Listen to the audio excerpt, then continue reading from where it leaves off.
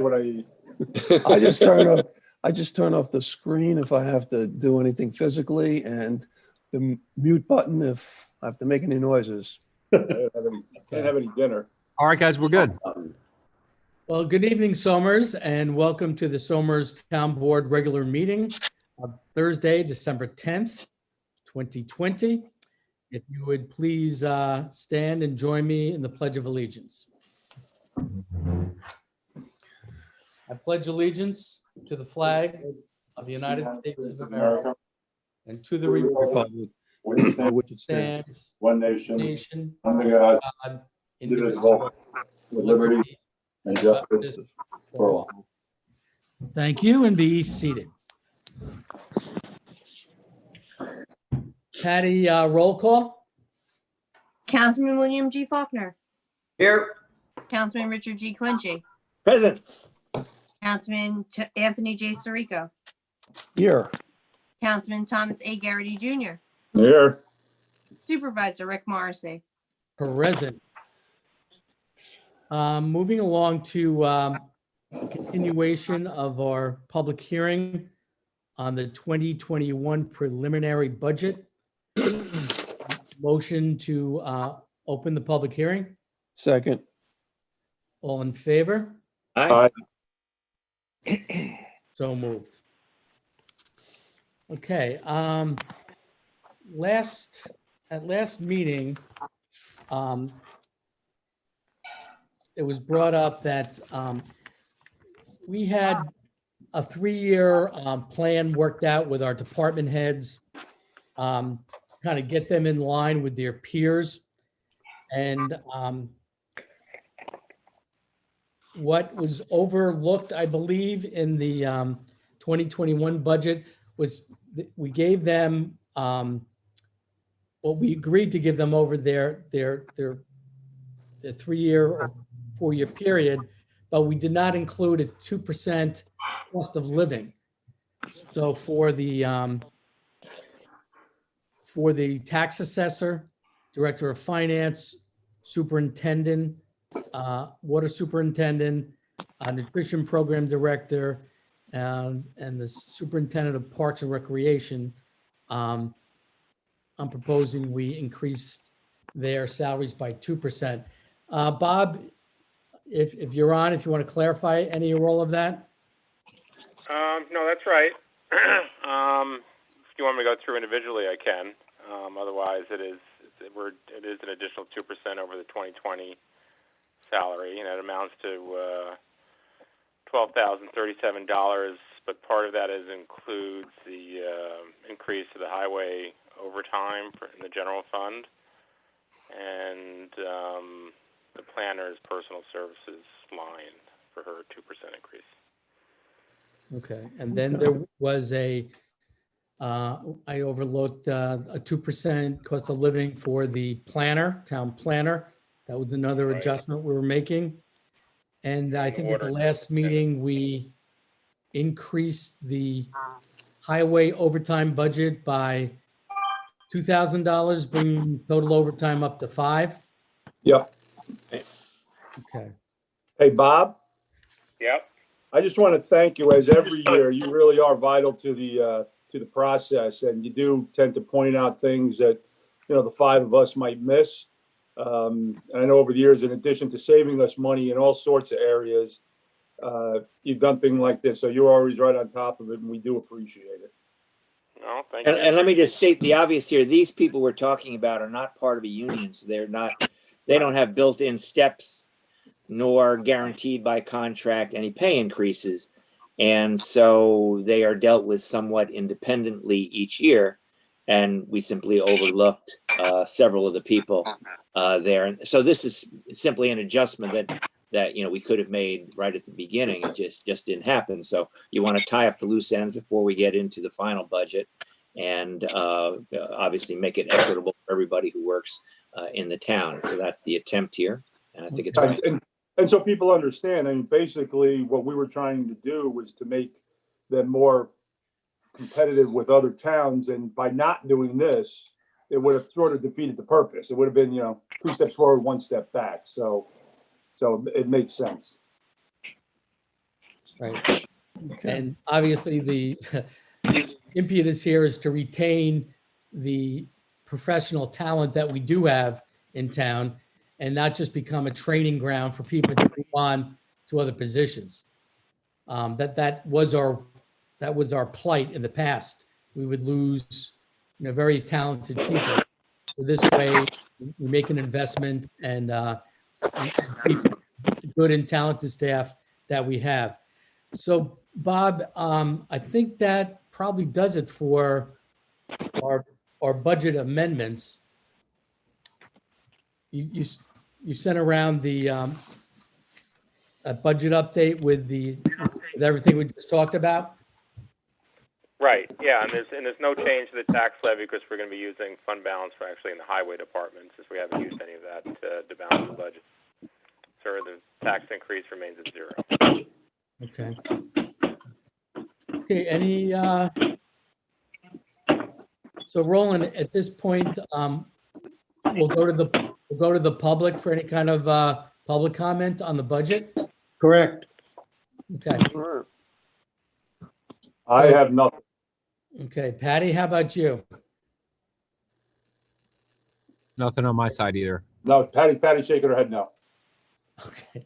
I don't have- Rick, I don't have the phone today. I sent Okay. that home with Ann for Tom. Tom's got the phone today, okay? Okay, got it. And I have nothing. Okay. All right. In that case, I will make a motion to close the public hearing on our 2020 preliminary budget. Second. All in favor? Aye. Aye. Now, at this point, I think it's the pleasure of the board to adopt the 2021 budget. I don't see Yeah, that. I I'm don't okay. I'm okay Why with that. not? I'm okay with that. You can do that. Okay, I will make a motion to adopt the 2020 budget for the town of Somers. 2021 budget. 2021, yes, thank you. 2. Second. All in favor? Aye. Aye. So moved. All right. And once again, I want to thank, the board for going through the hearings with all the department heads. Bob Kehoe, our finance director, for all the hard work interpreting and all these changes that we make to a budget. And I think that it is very important, and you should all be proud that we were able to put together a budget with a 0 tax increase to our residents this year. I think it's very important. We all got hammered with this COVID pandemic, and I for one am glad that we were able to do that. So thank you for your participation. It was a lot of hard work and everybody contributed to that. Just, a point that Bob Kehoe had made to all of us is that we've come under the cap for a number of years. So I think the number was something in the range of, $300,000 accumulated that we've saved the taxpayer. We've not increased the levy because we've had the opportunity not to. And I hope the public appreciates that. Yeah. Good enough. Okay, so moving along. Public comment. I'll make a motion to open public comment. Second. All in favor? Aye. Aye, so moved. Okay, the numbers on the screen for anyone that wants to call in.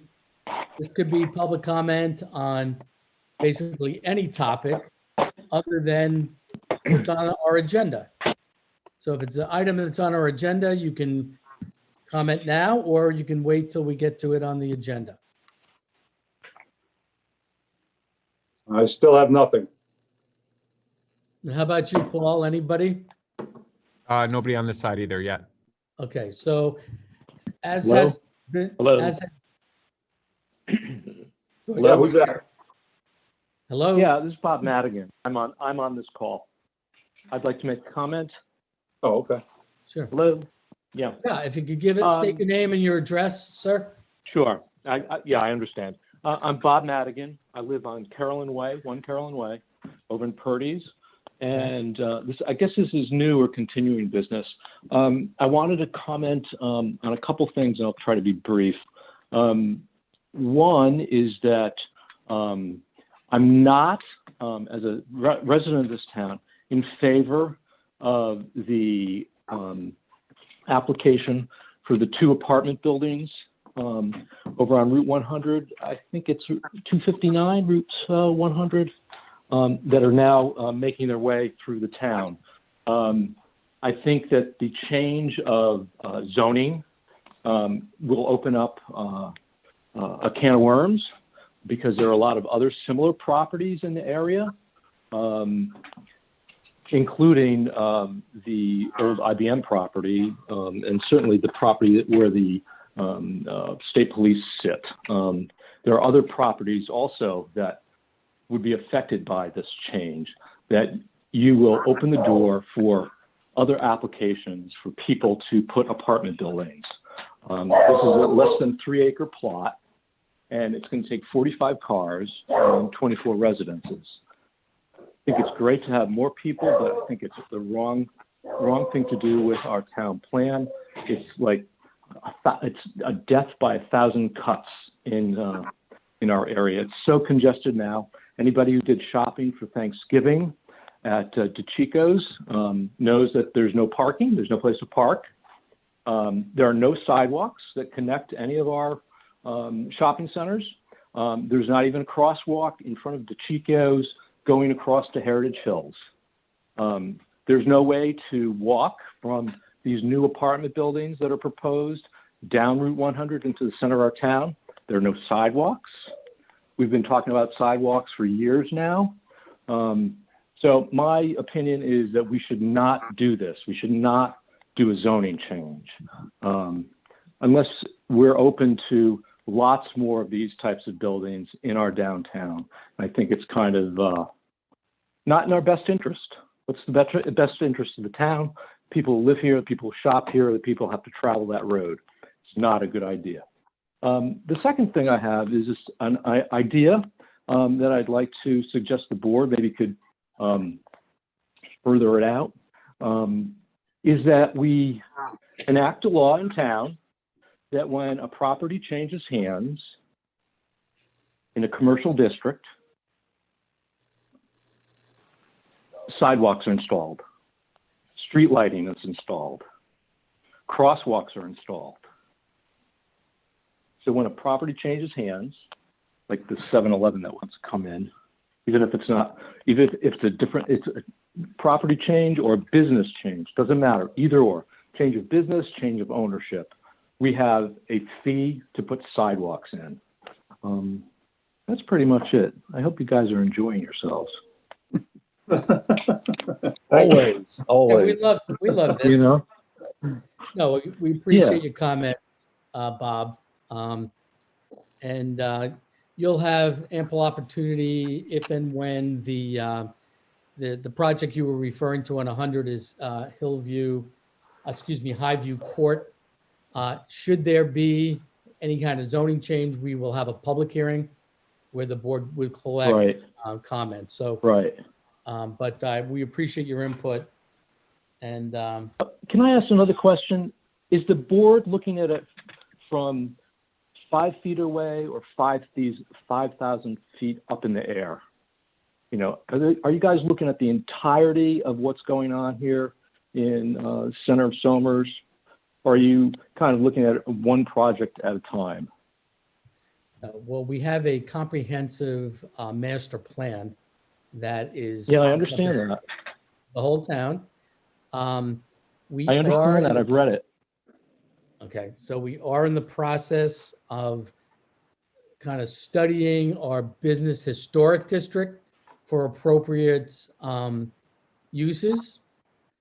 And as property owners come in with proposals, we review and vet them, is what we're doing now. Yes, but we're talking about changing zoning, right? Moving from R80 to a multifamily. And we know that where the school was going to go, I don't know what they're doing, is plenty of opportunity for R80s up there to change into multifamily. So by doing this building on Route 100, don't you open the door for the same type of building right across the street, but on a much greater scale? Well, didn't we pass the zoning that we don't have, you can't put, housing in IBM on that property, correct? Multifamily. No, that's part of the, should the school go through, that was part of the proposal that they would do away with the DRD, which is multifamily designation. So that would not be permitted up there. The other property across the street is R80. And, that's the way it would remain, unless, we make certain zoning accommodations. So we're gonna That's act what I mean when I in the best interest of the when I town. say we're hitting it with a knife, continued knife marks. You're kind of destroying the whole thing by just looking at one piece at a time. You're going to decide on R80 across the street, and the school, did it go through? Did it not go through? Well, I don't see it progressing, so it means that prior zonings must still be in force. I don't know. You tell me. Has that process been completed, and has the school been granted everything it needs to No. proceed? No. Did the zoning change? No. The zoning did not change, so we could build multifamily houses across the street. By right. I mean, On the across the IM street from where you IM live, Mr. property. Madigan, I guess. Yeah, yeah, exactly. Yeah, No, because you're I'm on saying Carolyn that, Way, it's right across the street. Yeah, and all, the lake communities, all our roads go up and around the property. I mean, the property is central to the town. But the point I want to make is that we're kind of slowly eroding the town by looking at these projects one at a time, than considering the entirety of the area. That's the point I want to make. All right. No, we appreciate your comment. That's why we employ engineers, planners, and to study this and make recommendations back to the board. But thank you for your comments tonight, Mr. Madigan. Yeah, I do have one more thing. Is there anybody else for public comment? I don't have anybody. Okay, all right, Mr. Madigan, you'll continue then. Yeah, certainly, I guess this falls into zoning. In a quick walk in my neighborhood, I see two sheds that are not conforming to our laws. One is in the front yard of the house. The other is on the lot line. All right. Another property, a retention pond that was part of the approval process to have the building built in our town, has been filled in. Another property, a driveway that was approved as a gravel driveway, was doubled in size and blacktopped. There's a house in my immediate neighborhood that has had a extension put on it, and now the process of putting another extension. There are no permits for those extensions, and I would imagine certificate of occupancy. So I'm asking the board to make sure that our zoning laws are being enforced. That's what I'd like you guys to do. Yeah, we have hired a part-time code enforcement officer who investigates all complaints of the nature you're talking about brought to the It's town. not a complaint. What? It's not a complaint, it's a fact. What I'm saying is he has a full-time job working part-time, following up on things that are brought to our attention. If you care to give us some specifics on those addresses, you can call those into the building department, and our code enforcement officer will go out and investigate those situations that occur out there. If I can just ask Mr. Madigan a question, you say these are factual Sure. and you know it as a fact. Have you researched this, or how would you know that there's no building permits? I've asked at the town, You've gone to the building department and asked if building- there are? at the Is that building right? department. What, excuse me? You've gone to the building department and asked if those building permits exist? That's correct. And when you did that and you knew that they were not, did you notify them? I mean, did you file yourself a concern, even if you don't call it a complaint, a concern for what At you the face time, I factually? didn't. No, at the time I didn't make a complaint. I just asked if there was a permit for that structure. They said no, there wasn't. They researched it back and was told that there wasn't. I informed them, well, there is a structure there now, and Okay. I didn't make a complaint though. Didn't. You made them didn't think aware. It was made them aware of it. That's correct. Okay. Thank you. All right, thank you for your comment, Mr. Madigan, your comments. Thank you. I appreciate it. Thank you. Thanks. Have a good night. You too. Thank you.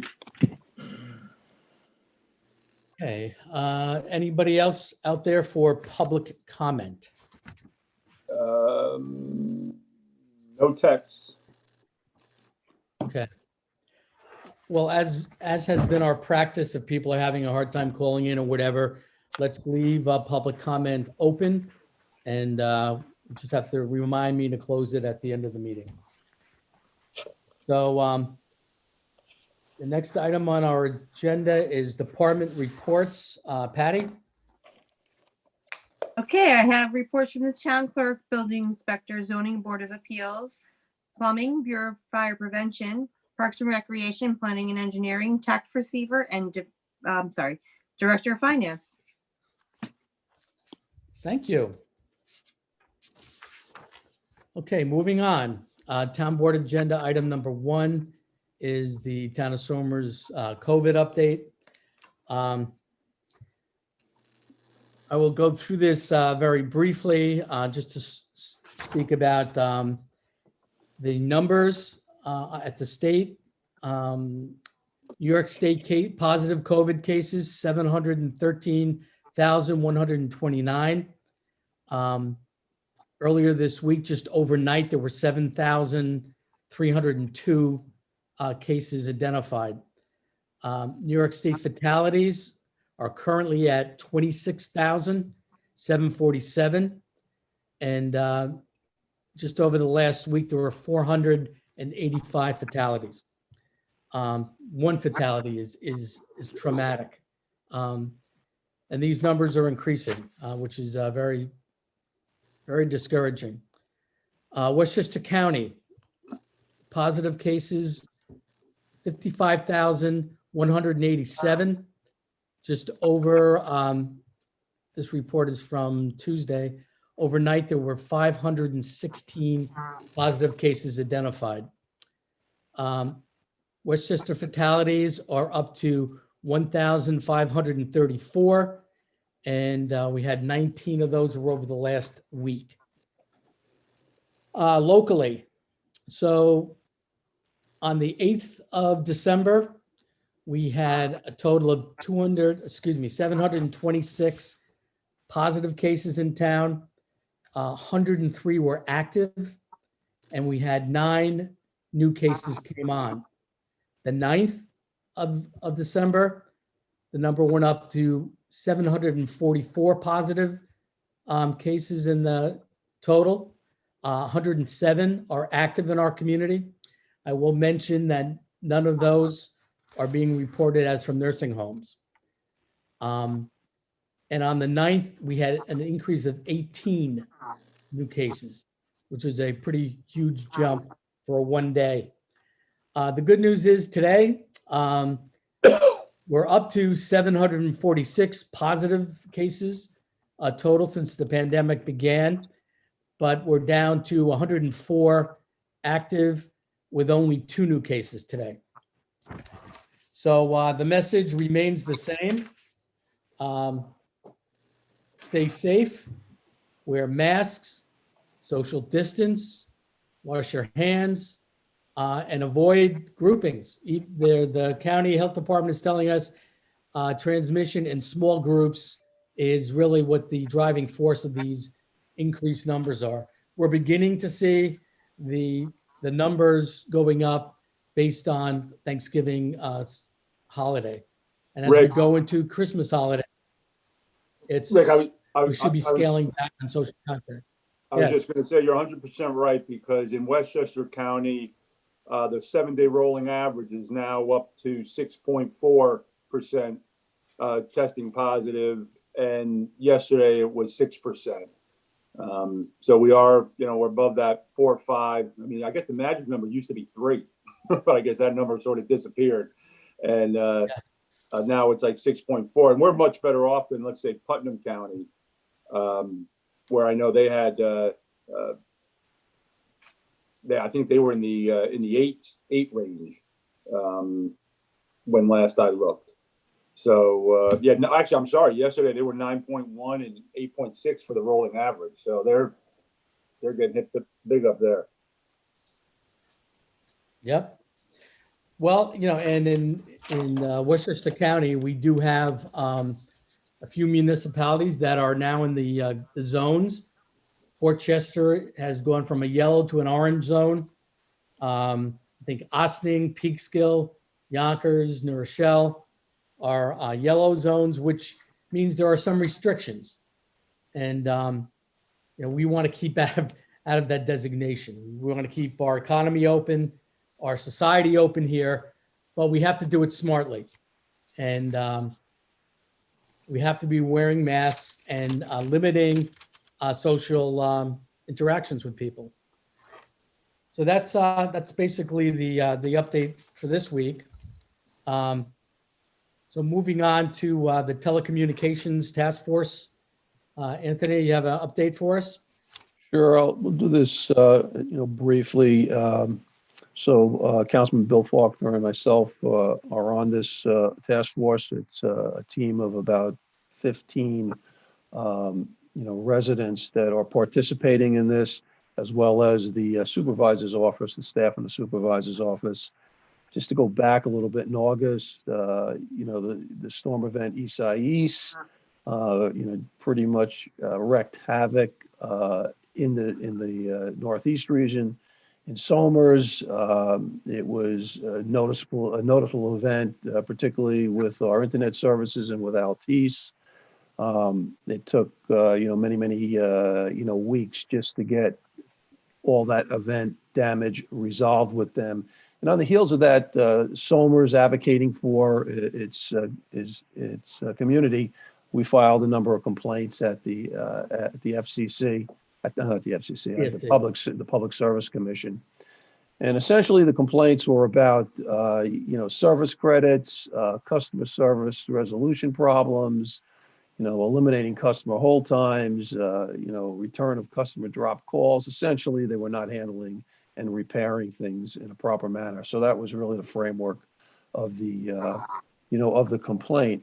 So fast forward to where we are today, the Public Service Commission had ruled on the utility portion of that complaint. All right. And they filed, they issued $137 million in penalties to various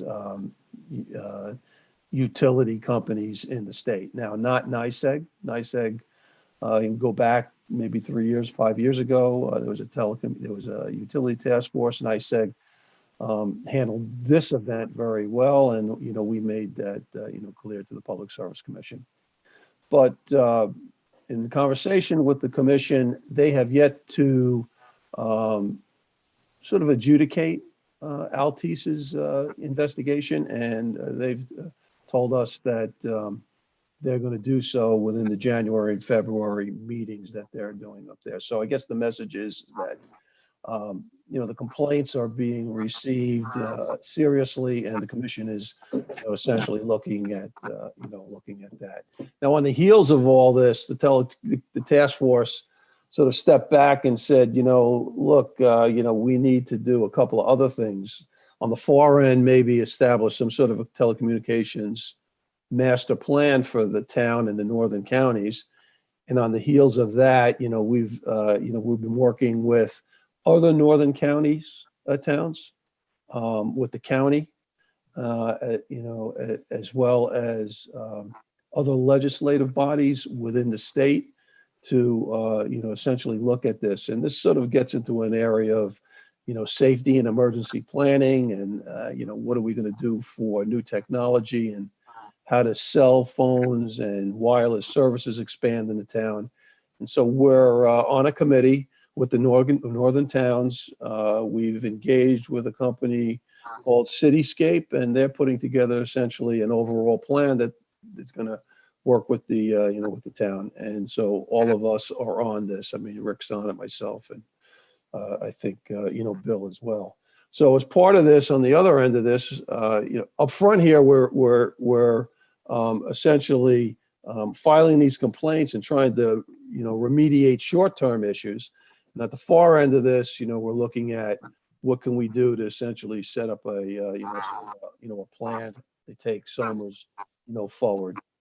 In all of that, up front right now, we're handling all these complaints on behalf of Altice, and the supervisor's office and the staff there are taking calls for clients and customers that just are not being serviced properly, and we're escalating them to Altice to get resolution. And to some extent, to a large extent, that's worked. Tony, we had one work last week. I think you were copied on it. Yes. So, and that was great. Kim was very helpful. So, but what's happening is as we were going through the actual storm event, we were getting, 30, 50, hundreds of these. Now we come back at the back end of this thing, we're still getting 3, 4s, and 5s. And the issue is that when complaints are issued or customer calls are made at the at the Altice centers, they're not being handled properly. They take the calls, they don't. It's a major problem. Yeah, communication's a major problem. And this is one of the things this is one of the major pillars and complaints that we've made at the Public Service Commission. And Right. so I think that, they're going to really take that up. Well, I want to commend you, Tony, for, really making these contacts with Altice. And I know you're trying to get some of the representatives to one of your task force meetings. Like we did with NICEAG, we want to get out of their public relations. We're the ones that get the calls. With NICEAG, a number of years ago, we would get inundated when there's power outages. We're not responsible for the electrical grid here. So we've been able to make that transition with NICEAG, and I have to say they're doing a better job. Not so with our cable and internet folks. But I will say this: I've never seen the Public Service Commission work so quickly on a complaint and issuing a fine as they did over the last month with the utilities. Right. That hasn't translated over to the telecommunications folks, though. And that's why I think this task force is very important. And, I want to thank you and Bill for, taking the lead and making sure that we address it. I just want I to. was up in the town hall day, and I was in the supervisor's office, talking to the secretaries there, just ask him, what's coming up, what are they hearing? And, the most common thing certainly is on cable from Altice and from Comcast. And I can't imagine a business that has worse public relations or worse ability to handle consumer complaints. I mean, any other business in the United States would be out of business if you handle the public like that. And the only way you can stay in business, if that's how you handle the public, is if you have a monopoly, which in effect they do. and it requires government regulation when there is a monopoly, as it does with NYSEG. There's not another energy delivery company we can go with. There are supply companies, and so they have to be regulated. And I've said for years that I think they make banks look good, the cable company, which is hard to do. And so I commend the work, and I say stay at it and go after them like bulldogs. It's Tony. I don't care for them if you got my drift. Because Tony, if I'm not mistaken, too, one of the problems is, from what I can tell, is there's nobody local. Like when we have a problem up here in northern Westchester, we have to call down to Long Island. Yeah. And, so there's nobody here experiencing the pain. I know in the NYSEG task force, a lot of the people who from NYSEG some are from the town, but they're all from this area. So when there's issues with NYSEG, they're feeling it too. Here you got a guy out on Long Island who doesn't know what's going on up in Somers, which I think is a big issue. Well, they ostensibly have a monopoly in Somers because there are no alternatives. I mean, there are edges of Somers that are serviced by Verizon, but we've looked at Verizon, and Verizon really does not have the financial commitment, let's say, to expand, services deep into Somers at this point. Altice has essentially said to us that they do have a plan to improve their services and move to a fiber optic modernized network, but they haven't showed that to us. Okay. I'd love to know a timeline. And we would love to know a timeline of course. But, this storm event has revealed a lot of weaknesses in their network, in their customer service, process, and their communication process. And you know what? They were purchased by a foreign company a few years back, and their licenses were granted under certain prerequisites, but they're not living up to those prerequisites. There's not enough manpower locally to resolve, the issues that they're running into, and particularly in the northern areas, and most certainly when we're having storm events. So really, Rich, the only way we kind of handle this is with a regulatory, cudgel. I mean, you need a regulatory component to get them to move. Yeah. And that's been the main pillar to, essentially get them to move. The task force is looking at other alternatives. I mean, I think down the road, we're going to look to, create incentives to get more competition into this area, but this is something that doesn't happen overnight. And, but we just at least need to identify the issues and try to move in that direction. And one of the other things that we're thinking about also is safety and emergency planning, because when we got through that storm, command and control was an issue for about 24 hours, right? We overcame that with our fire department and the like, but pursuing that avenue usually raises funding and gets New York State, legislative attention. And that's really what we need to do, is to continue along that, along that path. So that's where we're at. And I would just say that the supervisor's office and the staff there, upkeeping the website. You go out to the website, you go into boards and committees and look up Telecommunications Task Force. You can see all the activities that we're doing there. As a matter of fact, there's a wealth of information on all the committees that are being that are at this that are being handled down. And so it's take a look and browse through it. There's a lot of information. Okay, thank you. Thanks for the update, Tony. All right. And the hard work. So Patty and Roland, the next agenda item is adopt the 2021 budget. We've already done that, correct? Okay. Yeah, we adopted. So that's done. I'm sorry, I forgot to mute. We did at the close of our public hearing. Yes, we did. Yes. Okay. All right. So up next is our Highview Court petition for zoning amendment discussion. Let's see, do we have anybody representing them. Saret, you want to just give us an overview where we are with that application? Yes, good evening again. We had a presentation at the meeting last week.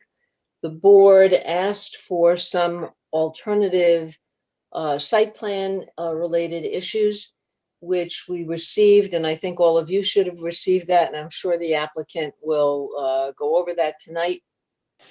We also communicated with the applicant based on some of the issues that came up at the last meeting about some of the changes. I've spoken with their attorney about some of the changes that need to happen in the zoning.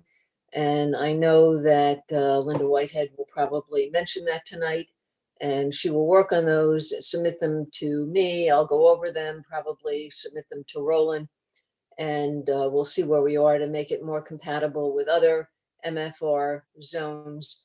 And that there is a beginning of a secret analysis that has to happen. And I've communicated with the town engineer, Joe Barbagallo, about all of this so that his office can begin to think about those issues that relate to engineering. And I'll be thinking about those that relate to land use. So that's where we are. Okay. Okay, thank you. So Rick or Linda, you want to show us what you've been working on over the last week? Sure. If I can share my screen, I can show you the two alternatives that we submitted. Okay.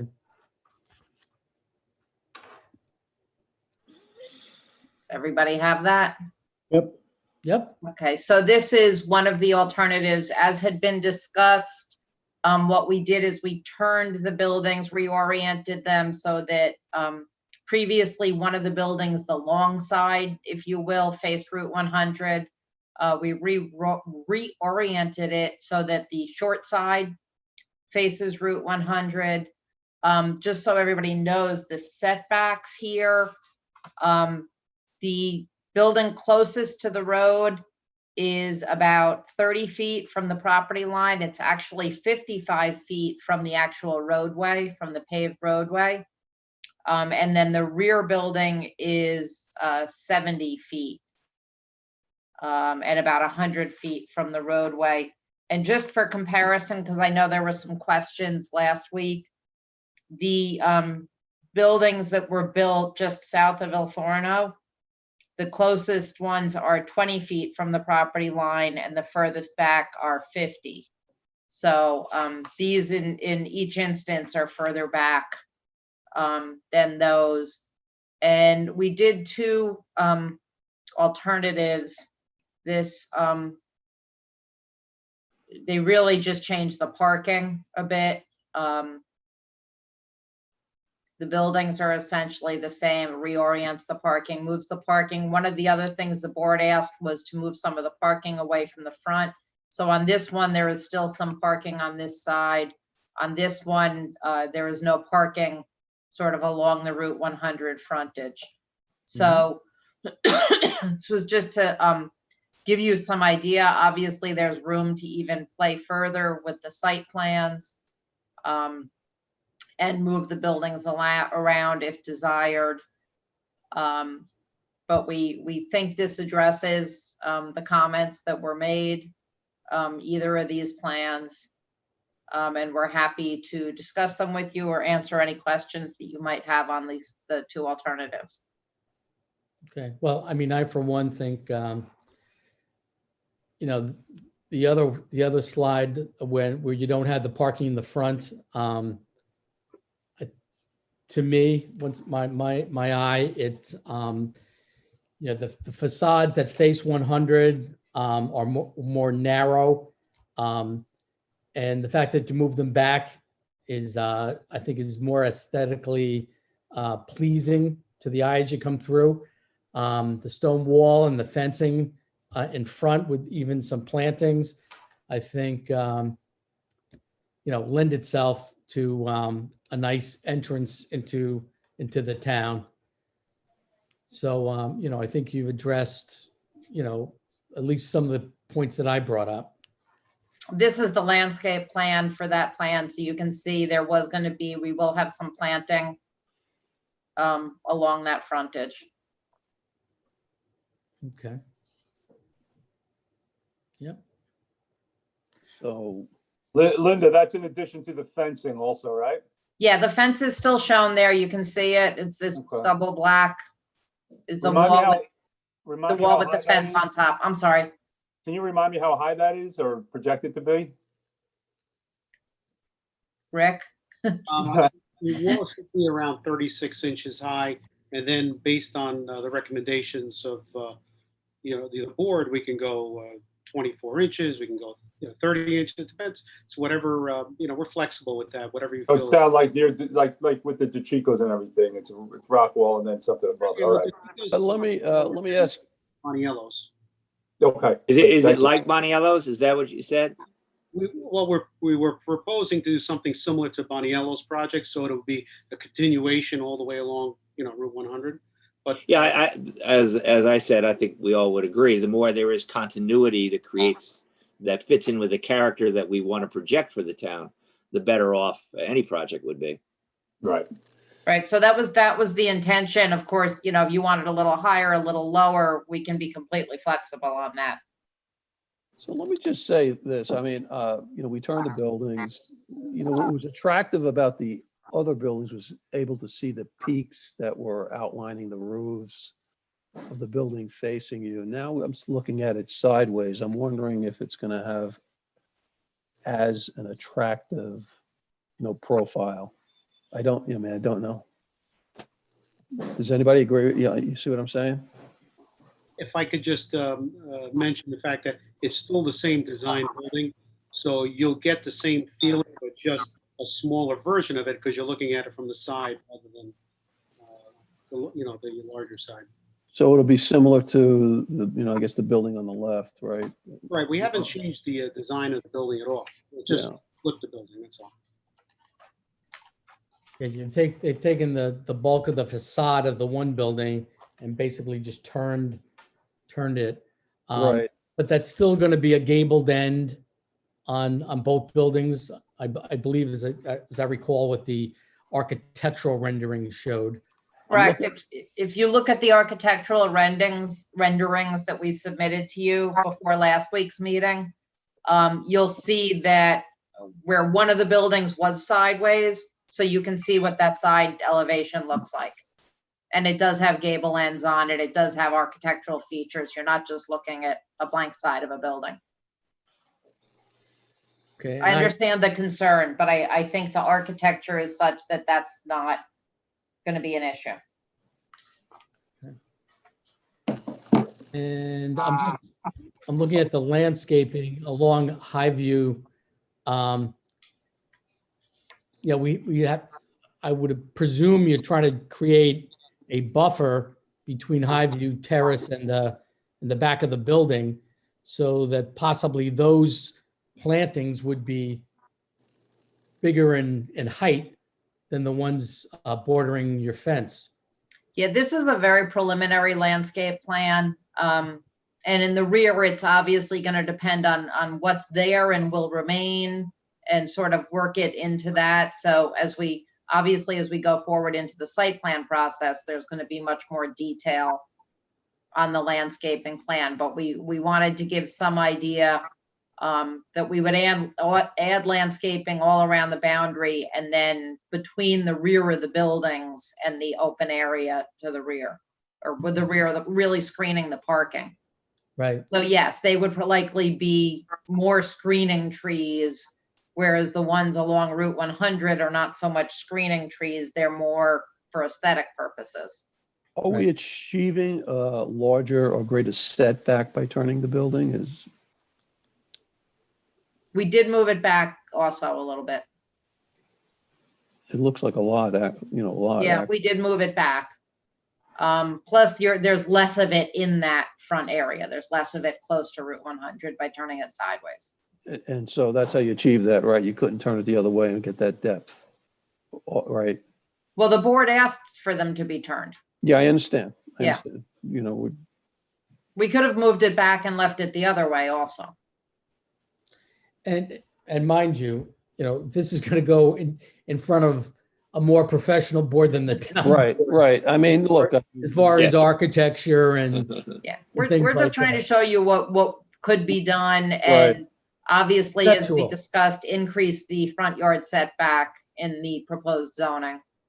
so setback's important, I think, let me just say that from my perspective. Yeah, and I think they've achieved it. If the closest building is what, 30 feet from the street, you said? It's 30 from the property line. It's Okay. actually about 55 from the actual edge of pavement. Okay, and, okay, That's the minimum, right? Okay. Yes, that's the closest, that side of that one building. Okay. Okay, so next steps. So I know that Saret had originally talked about on secret, the next step is to for you to circulate a lead agency notice. And then when you're comfortable, we are going to revise the zoning. She and I spoke about making it read in some ways a little more like the other MFR zones. So we're going to work on that and get that back to you, first to her and to Roland, and then back to you as soon as possible. Okay. Just one other comment with the site plan. Are there any amenities, benches or, rain garden or anything like that? Or is that too preliminary to show? On our original proposal, we showed that there's a rain garden south of the most southerly building. And then throughout the property, we do plan on putting benches and bike racks, and there'll be a certain amount of sidewalks there, and there's accessibility for the tenants to store and park their bikes in the lower level. Okay. Hey, Rick? Yeah. Rick, no, Rick Morrissey. Yes, sir. I got a text from, I'm assuming, again, I don't know, but it says owner of 265 Route 100, which is that same sort of in between their property and the lot farther up. It's this is the driveway here. Right. So it says owner of 265 Route 100 with the proposed apartments and proposed state trooper barracks with segmentation with 2 residential properties that are existing. The segmentation of these 4 lots, 259, 263, 265, and 267, which I assume the new barracks lot number, in such a small amount of roadway, what are the options to these other residents, lots 263 and 265? I mean, we don't have anything in front of us. I mean, this is where we got kind of in the weeds last week, I thought, where, you're here discussing this property, and I think somebody mentioned the trooper barracks, but it wasn't actually on the agenda. All right. Just let me make a comment about that. Yep. When this proposal came in from Mr. DiNardo, we had already had years and years of conversation with the state police. Yes. When this was going to involve possibly a zoning amendment, we knew that anything we did for the state police would need one as well. So let me just state right here and now, we're going to divorce these 2 actions. We're looking right now at, Highview Court. The state police issue and siting on the property to the north is in discussion, conceptual. It's nowhere near being included in a zone change. So, I've had conversations with the state police. This conversation has been going on since 2013. They were going to be part of the Somers Fire District Public Safety Building. That wasn't working out, but there's a very strong desire to keep the state police in the town of Somers. That allows us to retain our part-time police force, as well as having a full-time state police presence. So I just want to go on the record with Highview Terrace has no relationship to what's happening to the north of them. I just informed Mr. Donardo at the time that this was something in the foreseeable future that the town may be looking at. So with that said, yeah, the police barracks is not on the agenda and will not be on the agenda until we have some kind of agreements with the state police, Sebastian Capital, who owns the property. And then maybe we can answer some of those other questions that property owner has. So right now we're looking at Highview Court and nothing but Highview Court. Yeah, I agree. Hope that clarifies it. I just have a question. Has there been any discussion of any community benefits as we've discussed with other applicants, including the school, with the project, Boniello's project and others in town? Has that discussion been had, or has anyone thought about that from the point of view of the applicant?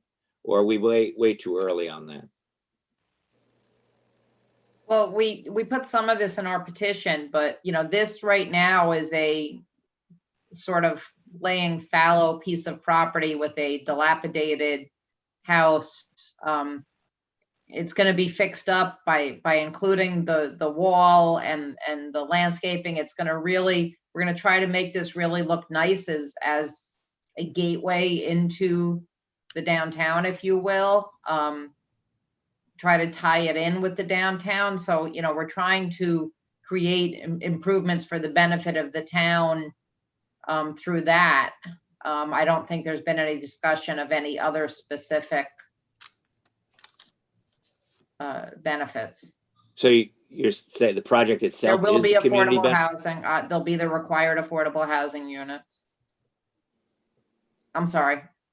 I was just saying, so as of right now, the project is the community benefit and there's no thought of other things? There's been no discussion of other things. Thank you. Well, I'm not a mind reader, but I know Councilman Clinchey.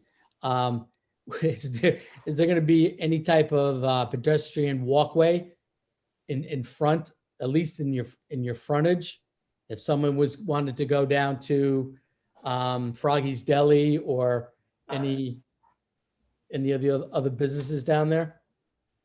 Well, if there's any plans of future development that's going to incorporate sidewalks, by all means, we will consider exterior sidewalks. At this time, we have interior sidewalks throughout the property.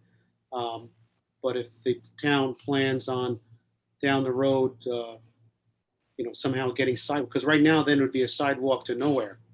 The center of town is too far away, unless there's other plans on the agenda. Well, I wasn't necessarily specifically thinking of that. I was looking for creativity if it had been thought of. If it hasn't been thought of yet, well, so be it.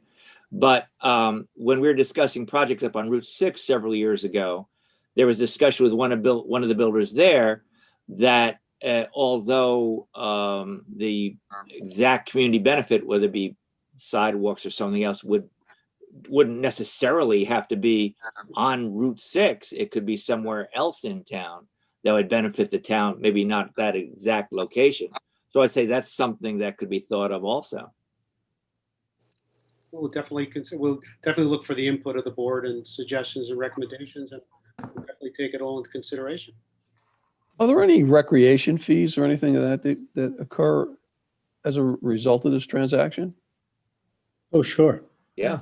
Yeah. Well, Anytime. Any residential development, Yeah, so. there's that's piece a of that. benefit.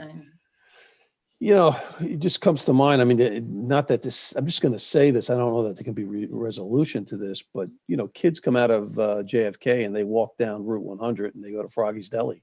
I mean, they're walking out on the, Route 100. I mean, you see that. I don't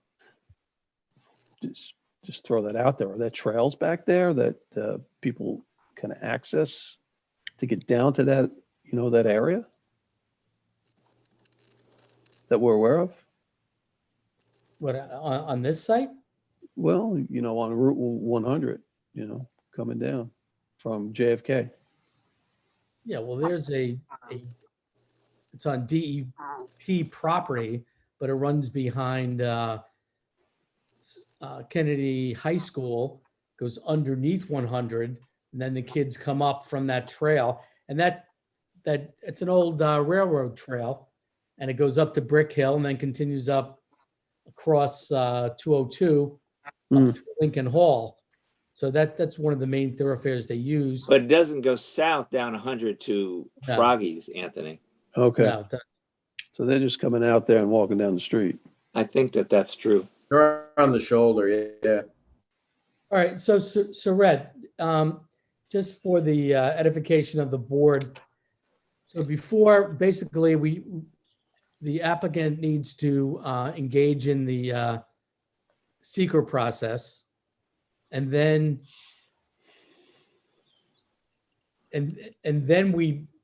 they come back to us and we declare ourselves a lead agency. Yeah, I think first we have to get the package together that would be distributed at the time that the board declares itself lead agency. And that package would include this revised zoning that right now Linda is working on, and that both, I and Roland will take a look at, and then send back to the board so that we have legislation that's the subject of it, and at least this conceptual site plan that becomes the proposed secret action. So we need to start that process, and I guess there'll be, Linda, a revised EAF from the one that you initially submitted. So we've got a little ways to go on this. Okay. All right. If there's, I believe there's someone that has a comment or wants to comment on this in the chat room. Not in my chat room. I made the comment. The only comment I got was the one I read out. Okay, so Paul, is this from you? We have someone trying to join our Zoom with the telephone number? Yeah, I just let them in. Okay. Can you Hello. please identify yourself with the 914232 exchange? Hi, this is Dominic Veltri. And your address, please, sir? It's number 3 Anorak Drive. All right, thank you. Please state your comment. Am I on the, am I in the meeting? Yes. Yes. Okay, it's hard for me to see because I had to go to another room. So I live on Anorak Drive, and I think one of my neighbors is the one that sent in the request about what can be done for other adjoining properties to Highview Court, or the proposed Highview Court.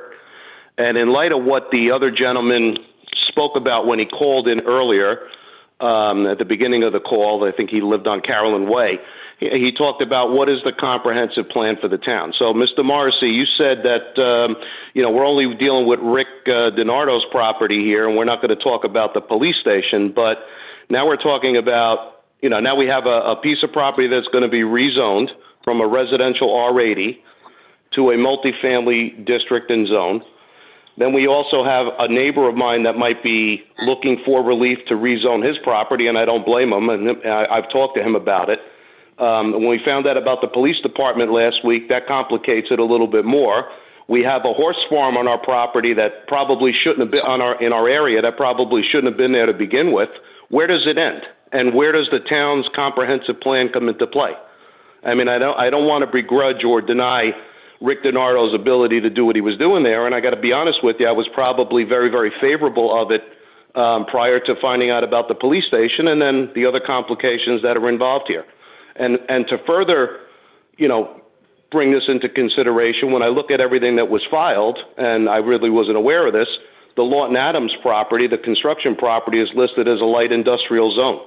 Have you looked at the Lawton Adams property lately? And can you tell me with a straight face that that's considered a light industrial operation that's in there? Because I really don't think it is. So I really would like the board to take a look at the codes. I don't want to, deny Rick DiNardo's ability to do what he wants to do down there. And like I said, I was very much in favor of his not in favor, but I was favorable to what he was proposing. And we worked closely with him up until when we found out about the police department. But there's a lot of things going on here, and to take them in piecemeal, it does not do any justice to the residents of the area or the town as well. Thank you. Thanks for your comment. Thank you. You know, and certainly the intention was not to at all cause any negativity on the Highview Court project. But it was, look, this board is and continues to be fully transparent, and to sit down and study Highview Court without looking at, you know, properties to the north and south and what potential uses can or could be, I think would be a disservice to the town. And I'm going to also add into this, these are preliminary. There's going to be public hearings. The board is going to collect those comments. They're going to have public hearing on Highview Court. If that property to the north, if in the future something develops with that, there's going to be public comment on that. We do have a comprehensive master plan for the town. And, you know, the planner advises us, but when things get presented that we feel are in the best interest of the town, that's when we start looking at it.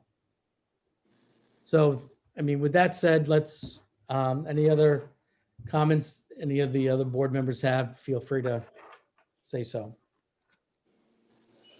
No, I'm interested in hearing the public hearing the public speak. I mean, that's always, you know, what we want to hear. So far, we've heard from, obviously, from the applicant, and Rick's a good guy. Everybody knows him. But we do want to hear from the public to see what the neighbors, I know Rick has met with them, but to see what they'll say. And, you know, as soon as those happen, then we'll have a better idea. Like I you said, agree with that. I mean, I agree with that. planning board's going to get a whack at it also. Right. As we say to every applicant, anyone who applies, and we want them to be successful in whatever they're going to do. And this would be no exception to that. But the main thing is, from our point of view, we want a better town in that particular area of town, and that it's a benefit to the town in general. And that's how we look at that. Is it good for the town? And, you know, how do we measure that? By how do you decide that? Obviously, that's the art of the deal, so to speak. But, and we want the applicant to be successful in whatever the venture is. And that sometimes you have to balance those two things, because they're not, sometimes they can be in opposition to each other. And I'm sure we'll do that. Yep. Yes, we will. Okay, if there's no further comments on that, we'll, Rick and Linda, wish you happy holidays. And this is our last meeting of the year, so we'll see you in 2021, which we hope will be a much better year for all of us. Oh, Vaccinated. Let's hope so. Gotta be, Yeah. gotta be. Happy holidays to all of you, and we hope to be back in January. Thanks, Linda. Thanks, Rick. Everybody. Thank you, guys. Thank you. Here. Okay, next item on the agenda is a comprehensive plan update in the Business Historic Preservation District discussion. So just to recall, we had an applicant wanting to bring in a 7-Eleven in the Business Historic District next to the townhouse. We got some comments from the general public. They felt it was inappropriate for that location. On one hand, on the other hand, the building inspector interpreted it as being a convenience store, which is a permitted use. You know, convenience stores come in all shapes and sizes. A national chain like 7-Eleven, we've been told from some people, and most of the town board feels that may not be the most appropriate use for that. So what we've decided to do was bring in some experts. So we are collecting proposals from planners that have a background in business historic districts. I believe we have at least one, and I only saw one. yeah, I think, Surratt, we have another one from FJ Clark. Well, we have two more that are coming Okay. from two other planning consulting firms. I think it's best if we don't name them at this Right. time. Okay, all right. So we're going to Take that collect, back. we're going to Protect collect the those. innocent. We're going to collect those and, choose one to, carry on and study what appropriate uses might be for the historic district.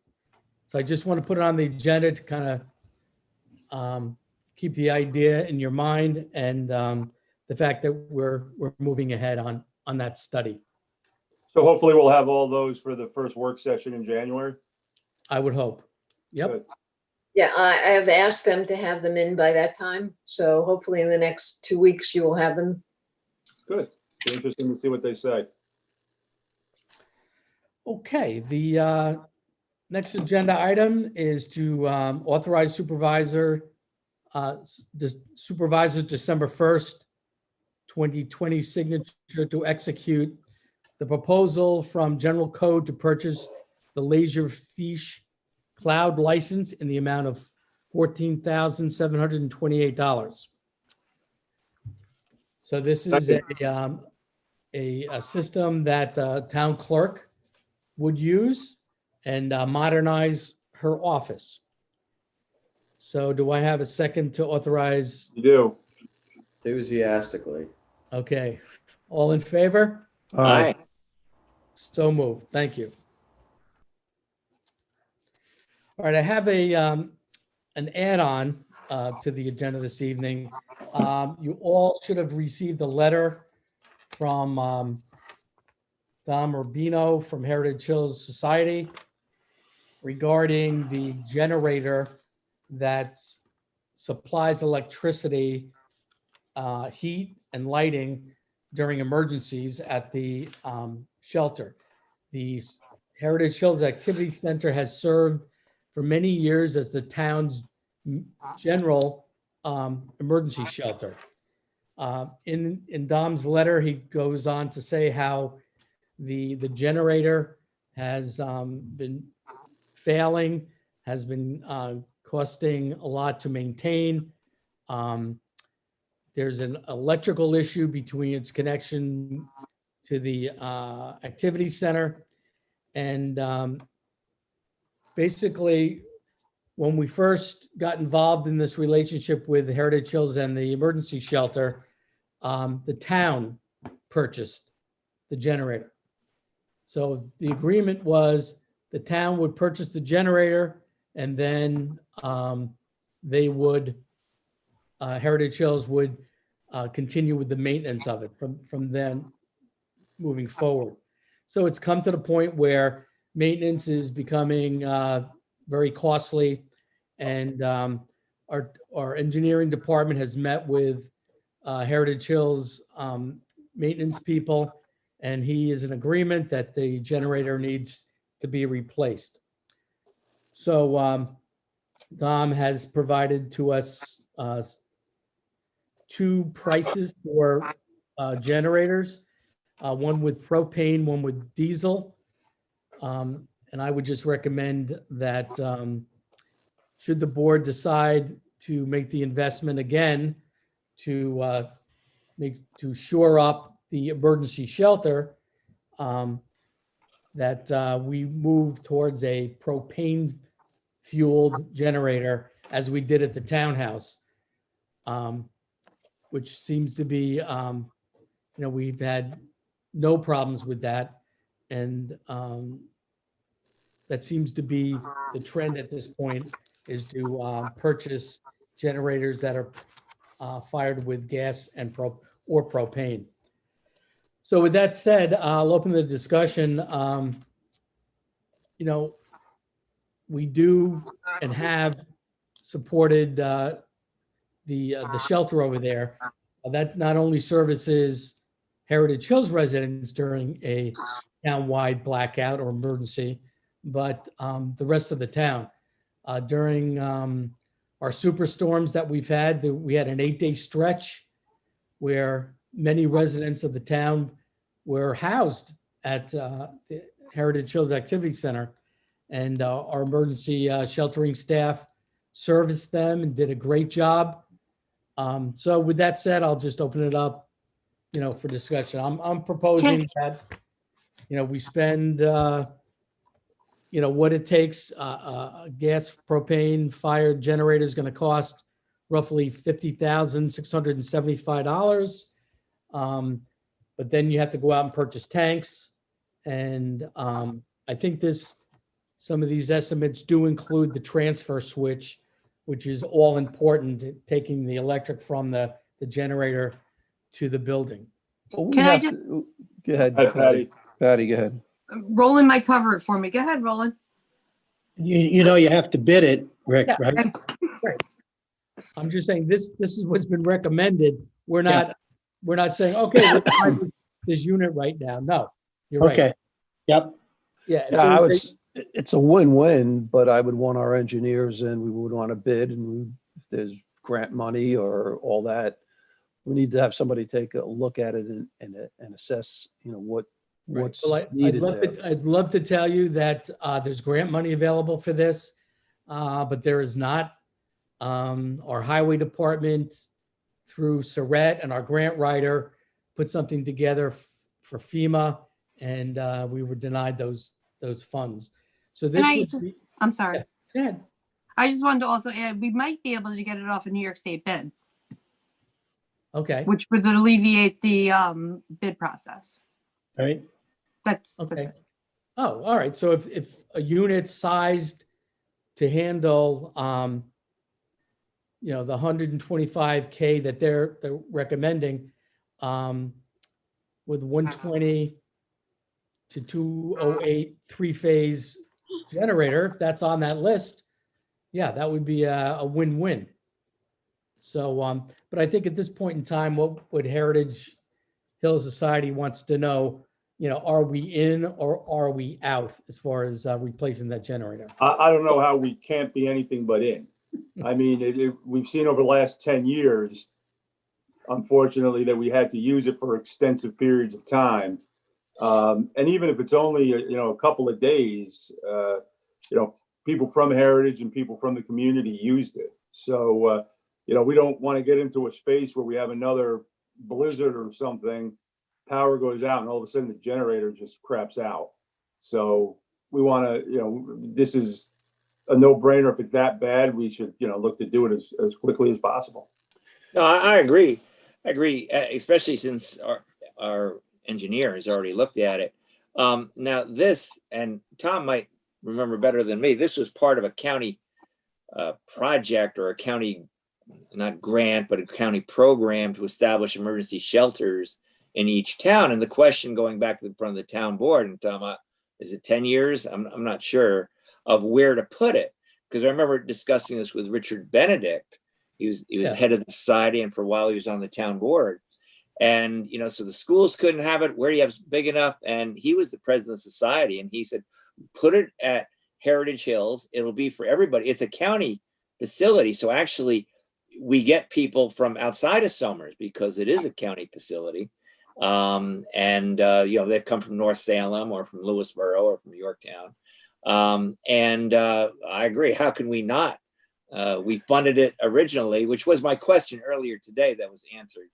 We funded it originally. I don't see how if it's needed, we have to fund it again. It is a necessary part. We should write a letter to the county.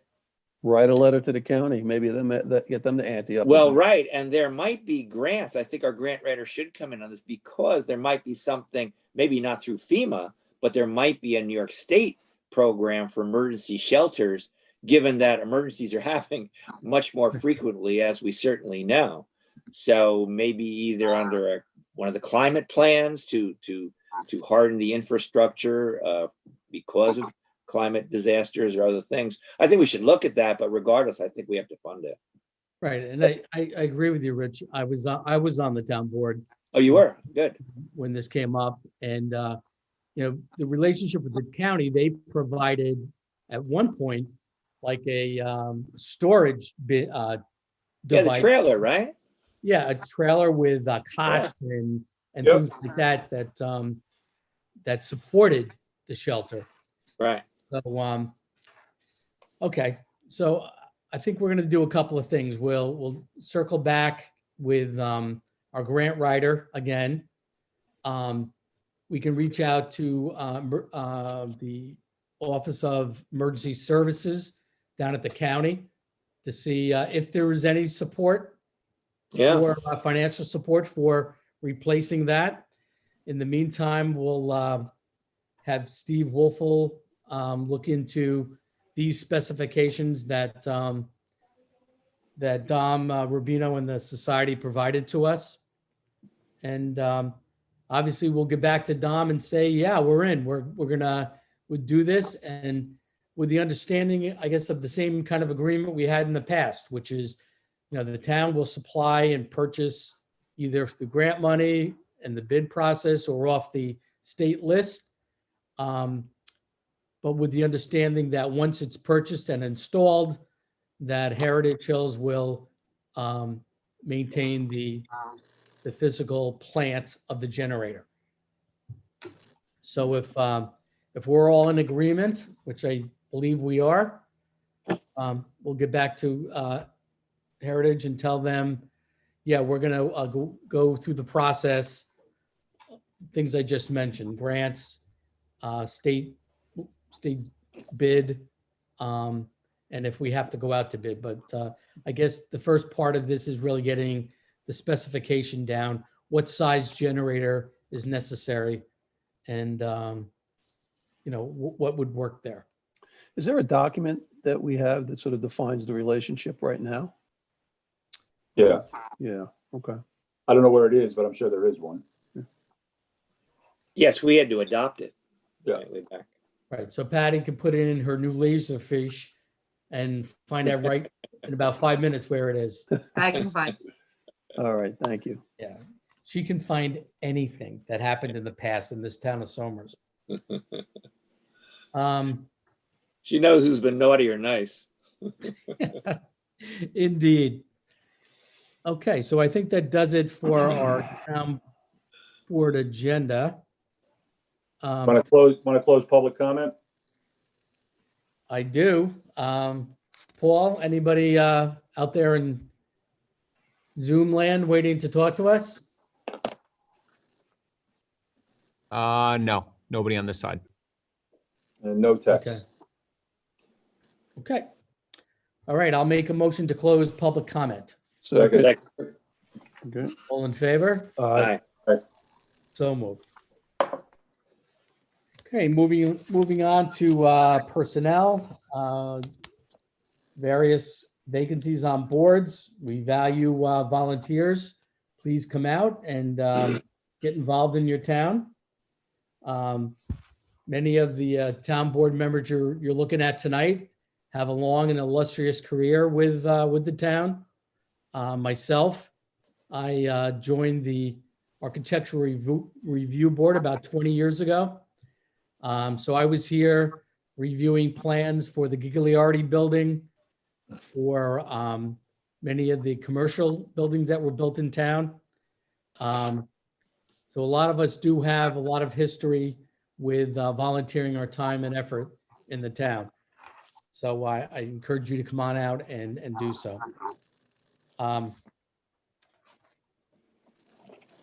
So moving on to the consensus agenda, items 1 through 7. If there's any questions or concerns on any of those, I will make a motion to adopt the consensus agenda, items 1 through 7. Second. All in favor? Aye. Aye. Aye. So moved. Okay, this, like I said earlier in the meeting, this is our last meeting of 2020. And then frankly, 2020 cannot end soon enough for my liking. Did you see the cover of Time magazine? It said 2020, worst year ever. That was the cover story. I hear And that. I agree. So the segue is from that to one of our favorite parts of our meeting, our town announcements.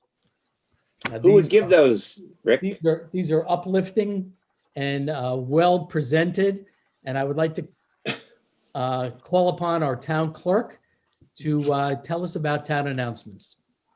So we're going to go right from that sad fact to the 48th annual holiday happiness celebration is still going on virtually until December 14th. You can follow that on Holiday Happiness 2020 Somers PTA on Facebook page. They encourage everybody to shop small, local, and support the community. The Town of Somers virtual holiday events airing on Cablevision 20 or Comcast 22 or the Town of Somers YouTube channel. Currently airing is the Christmas tree lighting and nativity dedication and blessing. So that is currently being aired on our local channels. On Saturday, 12/12, starting at 7 p.m., we'll start the airing of Santa's Somers Magical History Tour.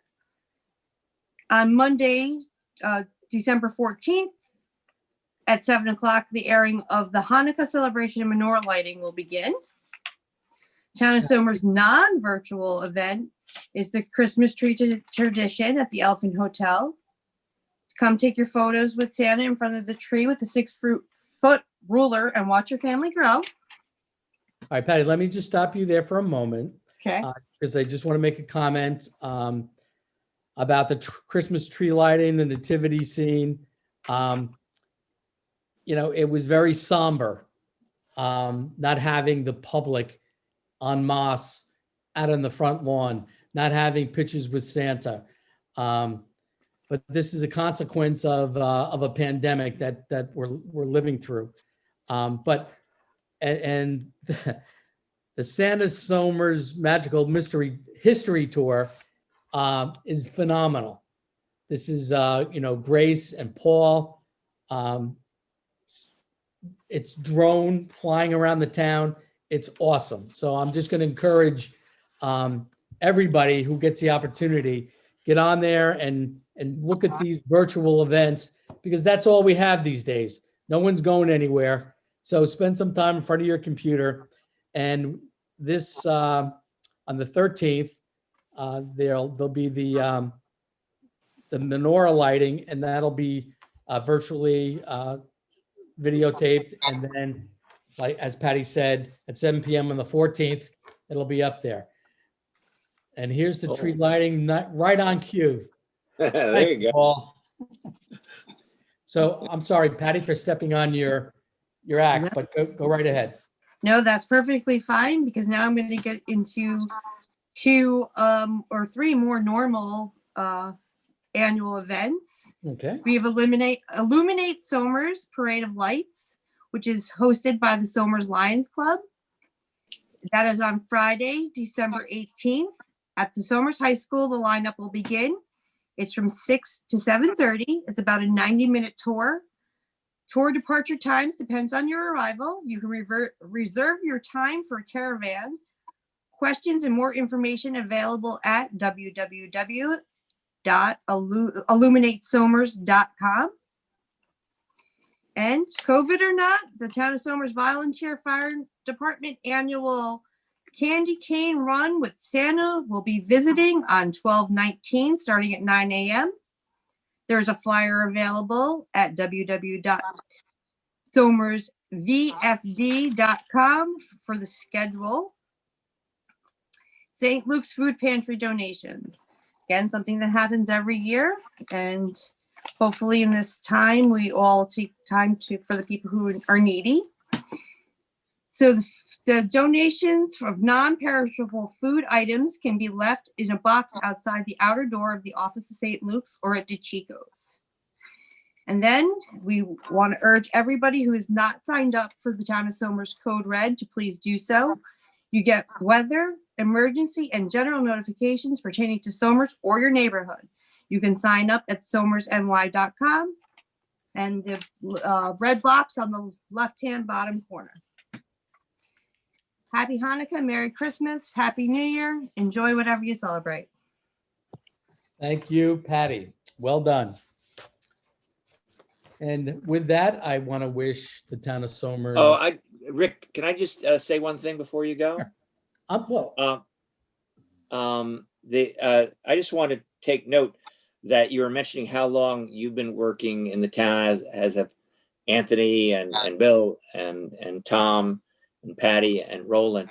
And there's someone tomorrow will be his last day after 26 years working in the town, not for the town government itself, but for the other half of public service, and that is on the school side. And that's Ken Crowley. And I'm sure Anthony will remember, and as all of us know, Ken came in 1993 to the town as the finance director, I guess, assistant superintendent for business. And it was a time of turmoil, to say the least. Since that time, he has worked with 4 superintendents, I think it's about 12 school board presidents, and innumerable school personnel. He's been known throughout all that time as tough. You want to spend money, you got to get it by him, but fair if you have a good reason to do that. But he's watched those tax dollars to an extent where I think we take for granted, just as sometimes we take for granted Bob Kehoe. I think sometimes all of us who support the schools, and Somers certainly is proud of its school system, has you come to just kind of take him for granted. He's been called by one long-time observer of many school boards the industry standard for an assistant superintendent for business. And I've known him personally for 25 of those 26 years. And it's been a pleasure. He is much funnier than some people know him to be, with a great sense of humor. We've had many things, many laughs together. But most importantly, he has guided the school district and anyone who's associated with the school district so well through the waters of financial navigation, and kept us all, the whole town and the school district, on solid financial footing. Been through 4 bond issues he's been through. And I would probably say, if he wants to go in the consulting business, there's a lot of school districts that will be lining up to help him, to seek his help. So on a personal level, I will certainly miss him in town, and I know that the school district will miss his wisdom and his guidance. So I know him well, and I think that's the only photo of him smiling. No, actually, I had an opportunity today to talk to Ken, and I did congratulate him on his retirement. And yeah, he is a great guy and with a great sense of humor. So Ken, we wish you a very happy retirement. Wish you. Hey, and Rick, before you say what you want to say too, we've been saying that this is our last meeting. It's actually not our last meeting. We do have one more meeting on August 30th, or rather on December 30th. December 30th, one, yeah. Just for the special meeting for the abstract approval. So just so people know, Oh. nobody's going to want to tune into it, but Yeah, you're right. Yes. but we do have another meeting. But it is open to the public. Yes, it is. So we're closing the books that day, and we do it as close to the end of the year, so it relieves the financial burden of accruals, from the financial department. So There you go. And we do catch that, everything at the end. right? And we do that because we love our finance director, and it makes his job easier.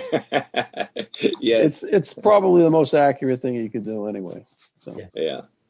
Awesome. good, thank you. Okay, with that said, I'm going to wish the town of Somers a very, very Merry Christmas, Happy Hanukkah, holiday greetings to all. And once again, let's stay safe and be well. Yes, be well and stay safe. And Happy New Year. Merry Christmas, guys. Thanks. Good Take care. holidays to Same to you, everybody. everybody. Pleasure serving. Okay, I'll make a motion to adjourn. Second. All in favor? Aye. Aye. So moved. And good night, Somers. Good night. Good night, guys. See you. Night. Holidays.